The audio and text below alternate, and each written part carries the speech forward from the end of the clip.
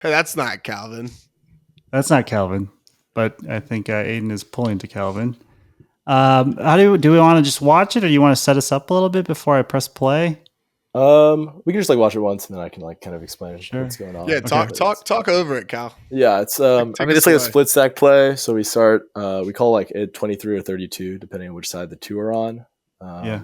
And then like you'll see James that this ace just kind of cut across while the two push, and then they just run like I think most people call it a twist motion. We say Uh it's a huh. wave Mhm. motion, but That You was call it a pretty. wave? I like that. yeah. That Yeah, was that was nice. that's clean. Actually, I like That was Mm. sick. addition And of that one yeah, like developed as yeah, perfect That as this you was could. I think this was the best time it worked like all season. That's why this But is such a good clip because a lot of clips we've been finding, like, you see the potential of it, but this Yeah. one, it like fully came to yeah. fruition. Everything happened exactly how you want. You ran that nice little twist. Dude, yeah. Oh, that's that's beautiful. nice. Um, are there any specific times that you guys like to call this one, or is it just sort of as an inflow part of the playbook? I think I mean, I think generally use this a little more going upwind when like, you want a little more throws, and then like downwind, we'd had kind of shorter play calls, which like less passes, less room for like short field turns. I think this one is nice because in like a split stack, I think everyone knows about the twist, and like, Yeah, once you play a team that like Mhm. cares at all about defense, they're going to stop it if they like are keyed in on it. But then like as the ace is coming across and like you're pushing deep, it's like pretty it's a pretty scary position to be in as a defender, because like your help is like getting too shallow, and then like you have to cover the sideline, which I think is like the hardest place to get to, as like if they're trying to bracket it. right. And like the other option, like the bottom guy usually goes like across and then out, but if they bracket it and there's just like play the outside, then you can just like go across and like sit for like a gut shot. Yeah, And and so split because they almost do try to bracket this here. yeah. I think if like James hadn't hit me because the bracket like came over more, then like Dodger number 9 is gonna be like wide open in that middle there. For sure. And it's just you get past the defense like pretty quickly because of that ace slash.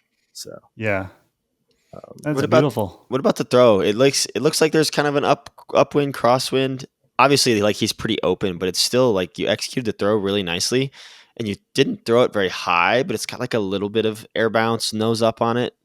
Like yeah, just talk about the throw a little bit. I think this was like a little upwind, like a little crosswind left to right, I think. Mm-hmm. Looks And like so it. I think, if you just can like put that flat and like high enough, it's gonna sit for a while. Yeah. And if you like blade it too much, it's gonna catch and then like pop up, which is kind of like what happened to a couple of their throws, like this similar angle, similar like shot. Um, you can see me like doing this after, because my mark was immediately like, oh, that's out the back, and then I was like, no, it's sitting.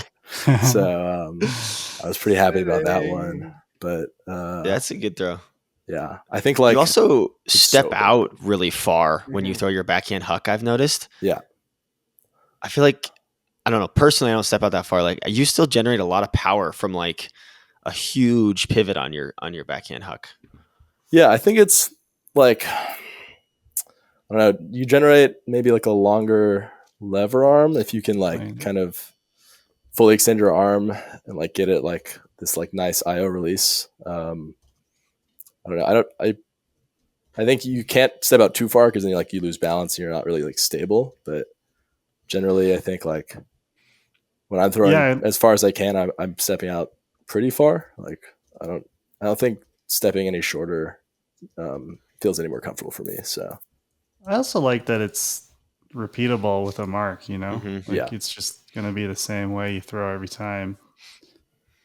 yeah, You mentioned earlier, I think, just about poachy Ds against the split stack yeah. that you guys ran.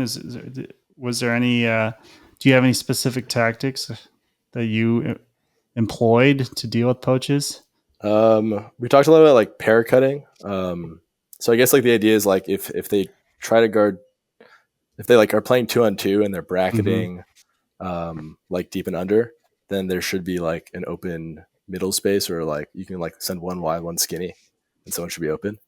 And then Yeah. so if they're gonna help, Let's they see, have no. to send a third person, and then suddenly it's like a 3-on-2, but you have like a. Then if you swing it and go the other direction, there should be like a 3-on-2 the other way, so someone should get open. It's like kind of the idea. So our goal was to kind of like be threatening enough with our athletes that like teams can't play us just match up 1-on-1, and then if they send 2 people, then we'll like beat it with a flood. If they send 3 people, we'll swing the disc and like find someone open on the other side of the field. It's like a pretty formulaic approach. Yeah. So don't stare at poaching defenders or overloaded defenders, and change the point of attack where you will likely have an advantage. Yeah, definitely. Moving the disc side to side it's always like the hard part of playing the offense. Like it's kind of easy to like, stare down hooks and like hit big unders, but knowing when to go side to side and like knowing how to generate that motion is like the difficult part. Yeah. And the point about pair cutting, I think was on point as well, because it's crucial if you are isolated or just isolate your teammates, and it's easy to junk stuff up. Right. Do you ever, as an O-line player, this is something I kind of think about. I'm curious if you think about it. We might have talked about it before on the podcast, but when you see one of their players like cross over, like they stack a line a little bit, like on that one, like Downey was on the field, and then you score in like 3 throws. Is that ever something you're thinking about? Like whenever they stack a line and we just shred it at a stacked line, I can't help but just like yell like about how they should stack lines more and stuff like that. Like Spirit. I love when they stack lines and it just gets fucking shredded. Do you ever think about that? Not in that vein. No, I was like Georgia. I mean, Georgia just like kind of crossed over a bunch. Like fair Downey enough. and Miller, they both just Play like a play lot. both ways a bunch. And I think, I mean, like the main thing I think about is like we got to make sure we have a good matchup if we turn it over. Mhm. Like, so that like it's the worst feeling in the world when like they cross someone over and they like guard someone that's like not going to be great on a turn, and then they just like run them on a turn, and you're like, no, like please switch. So Cross match back if you can. yeah, I remember when I played D-line last year for Core, and we were playing Oregon at Pres Day, and I was guarding like one of their big guys, like I think Keale, and then we got the turn, and I was like, perfect, I can just like handle, I'll just get resets all day, it'll be fine. And then like Dan Ridholler, who's like one of their better like handler defenders, is like calling for a switch on me and like making sure he matched up on me. And I was like, I'm on D-line. I should get like free matchups. This is not fair.